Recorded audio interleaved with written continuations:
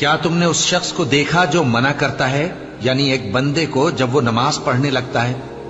भला देखो तो अगर ये राह रास्त पर हो या परहेजगारी का हुक्म करे तो मना करना कैसा? तो इसका अंजाम क्या होगा? जरा देखो तो, अगर उसने दीन हक को झुटलाया और उससे मुंह मोड़ा, क्या उसको मालूम नहीं कि अल्लाह देख रहा है?